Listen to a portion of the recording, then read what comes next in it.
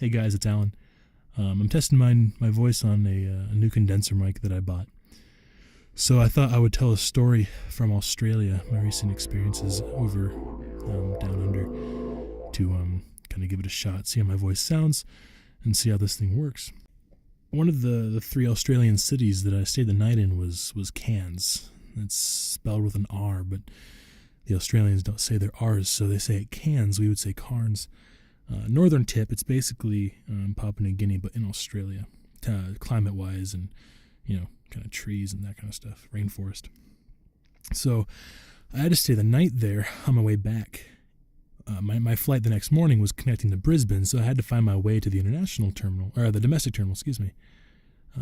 So as I'm walking, it's a good, 400 meters walk to the domestic terminal from the international. And I'm walking through this building, and by this time it's like 10 o'clock at night. No one's there. All the airport staff has gone home, and I'm just walking with all my stuff. And so I'm rolling this thing around, and this man, this Australian man, is vacuuming. He's riding a ride vacuum around the airport, and he goes, "Hey mate, where are you going?" I'm like, "Oh, I'm walking to the domestic terminal. I gotta stay the night there." "Oh mate, they close at 8. I'm like, "What do you know? You're the vacuum guy. For sure they're staying open for people like me. I need a place to stay." I'm like, "Oh, all right, I'll go check it out anyway." So I do the trek and walk down there, and sure enough, everything's closed. And I'm like, "Oh, all right, well." So I turn around, and walking through the Cairns airport was kind of like walking through Jurassic Park. All these weird creatures in the trees kind of making calls and chirping and parrots, squawking. And I'm like, "Dude, where am I?" And I'm walking back to the international terminal, and I avoid the room where the vacuum guy was because I didn't want to admit that he was right. I avoided him successfully, and so I get back to the international terminal. I go upstairs, and I claim a little series of benches, mine for the night. So I put my stuff down, pull my laptop out to get internet, and sure enough, the vacuum guy is now vacuuming the upstairs of the airport, which is the floor I'm on. So he cruises over. I'm like, "Oh man." So he stops the vacuum right in front of my bench. Then he turns it off, and he looks at me. He goes, "Oh mate, you better get a car into town. It's just not going to be, fun sitting here. It's better than starving." I'm like, "Yeah, dude, but I don't really want to get a taxi." But anyway, I thanked him for telling me, and yeah, I'll give that a shot. And I'm like, "Thanks." And he doesn't say anything. Just looks ahead, starts his vacuum, and rides off. So I look back down at my laptop and quickly realize that I have to pay for the internet. I'm like, no big deal. I'm stuck here for the night. I might as well get on my credit card, and my debit card doesn't work internationally. I had to call from home and get it working, and I didn't do that. So now I'm stuck without internet, and the vacuum guy, as when you vacuum, you kind of go in an S pattern. You go down one way and you come back the other, and down one way and back the other. So he's come back down, and and he stops in front of me and turns his lawnmower. It's basically a lawnmower, but a vacuum.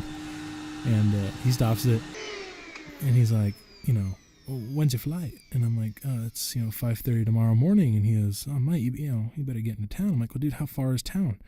He's like, 9 kilometers. I'm like, "That means nothing to me. I'm an American. I'm in miles." And I didn't say that, but I was thinking it.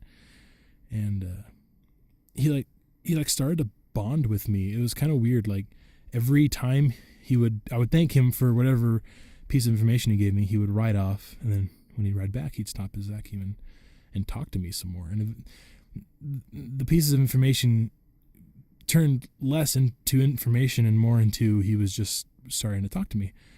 And at one point, I'm just sitting there minding my own business, and from all the way down the hall, he goes, "Can you believe this?" And I'm like, "Is he really talking to me?" I look over, I'm like, "What?" He's like on his hands and knees. He goes, "Someone put gum on the carpet." And I'm like, "Oh, bummer. That's unfortunate. Do you have that spray stuff that freezes it off?" And he looked at me like I was crazy. I'm like, "That must be an American thing." He walks by, he goes, "It should be the way it is in Hong Kong." And I said, how's that? He goes, illegal. I'm like, oh, cool. Now he's bitter. And he's like emoting to me. I'm like, all right, dude, why don't you? So anyway, I moved benches in hopes that I could, try to get some more peace and quiet and attempts to sleep. And I actually got a few hours, off and on.